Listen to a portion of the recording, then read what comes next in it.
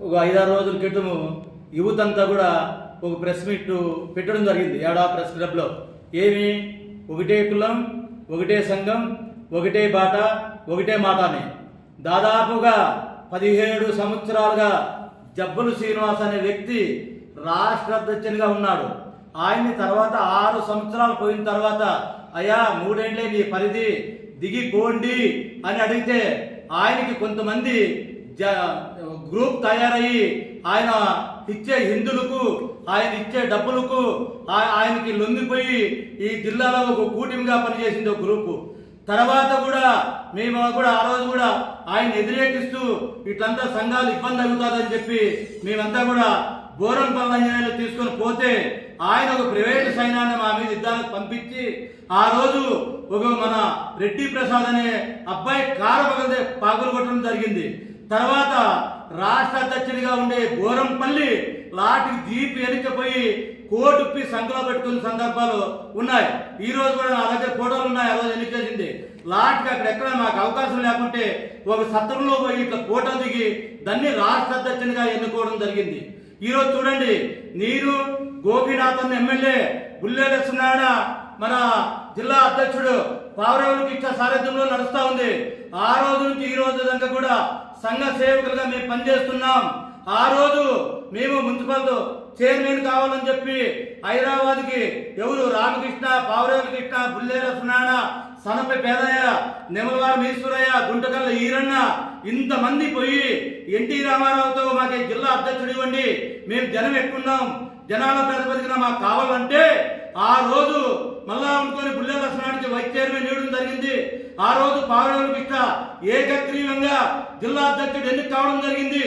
ఆ రోజు బుల్లేలక్ష్మణ, పావురేవుల కృష్ణను గోపీనాథ్ సారథ్యంలో ఆ రోజు నీలుంటేకడ సైట్ ఉంటే దాన్ని అమ్మి ఆ కళ్యాణ మండపం సైట్ తీసుకొని కొంతమందితో డబ్బులు కలెక్షన్ చేసి ఆ రోజు ఆ కళ్యాణ మండపం నిర్మించేదానికి ప్రయత్నాలు చేయడం జరిగింది.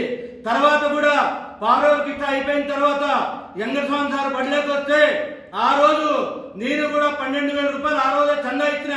నేను ఎందుకంటే నేను కూడా కులస్తుడు కాబట్టి ఆ రోజు నుంచి ఈ రోజు దాకా నడిచిన తర్వాత రాగే పరశురాము ఉన్నాడు.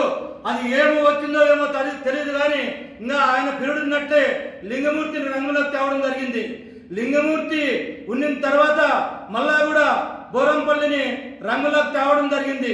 ఆ తర్వాత కూడా రాగే పరశురాముని రంగులోకి తేవడం జరిగింది. తర్వాత రాజహంసని చేయాలన్నాడు. 170% కనకదాస కళ్యాణంలో కళ్యాణం దొనసామి చేయకొడితే మీరు ఇది కాదు, మన అక్రమాలు జరగవు, మన పెత్తనం జరగదు అని చెప్పి ఓటింగ్ ఎలక్షన్ వచ్చి లాడ్జుల్లో మీకు ఏం ఒప్పందాలు కుదిరినాయేమో మాకు తెలియదు కానీ మీరు లాడ్జులో వాళ్ళ చోటాల కోసం అప్పుడుండే పాలకులు ఆయన సెలెక్ట్ చేయడం జరిగింది.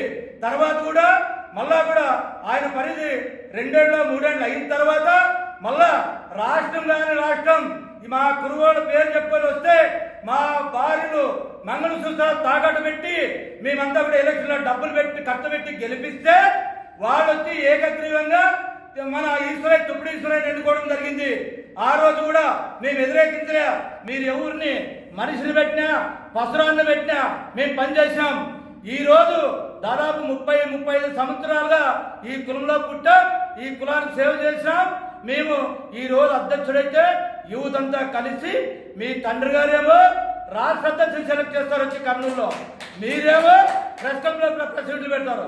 ఒకటే సంఘం ఒకటే బాట, మా వాళ్ళు కూడా వీళ్ళంతా కలిసి ఉండండి అని. అవునయ్యా, 35 సంవత్సరాలుగా ఉండేవాడికి మళ్ళా సంఘంలో ఎందుకు అవకాశం ఇస్తారని అడుగుతున్నా. 18 ఏళ్ళు ఉండేవాడికి మళ్ళా ఎందుకు అవకాశం ఇస్తారని అడుగుతున్నా. 5 ఏళ్ళు ఉండడానికి మళ్ళా ఎందుకు అవకాశం ఇస్తారని అడుగుతున్నా. 8 ఏళ్ళు కులం పేరు పెట్టుకొని వ్యాపారం చేస్తూ బతికే వ్యక్తులు ఈ రోజు కులంలో మీకు కూడా అవకాశం ఇస్తామని చెప్తున్నారు. ఏమిట్టుంది?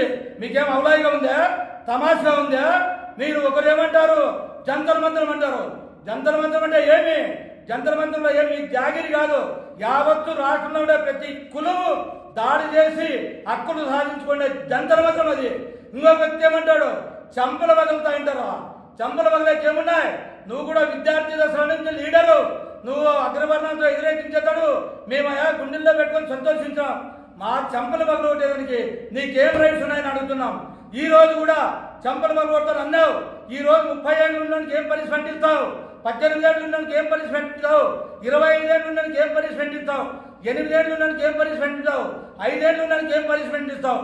మా అధ్యక్షుడు ఎన్నికై 3 నెలలు అయింది, నేను ఎన్నికై వారం కాలే. నాకేం పనిష్మెంట్ ఇస్తావు చెప్పు. నీ పనిష్మెంట్ తీసుకొని రెడీగా ఉన్నా. ఈ రోజు నువ్వు నా కులస్తుడు కాబట్టి గౌరవిస్తా.